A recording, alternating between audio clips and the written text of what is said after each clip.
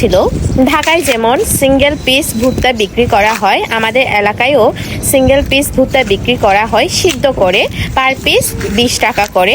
আর KG হিসাব নিতে গেলে কেজি 50 কি 60 টাকা করে পড়বে। অবশ্যই ঢাকার ভুট্টা থেকে জুম চাষের বা পাহাড়ি ভুট্টাগুলা বেশি মজা। এই কালারফুল ভুট্টাকে জুম ভুট্টা বলা হয়, আমাদের ভাষায় ইয়ামকা।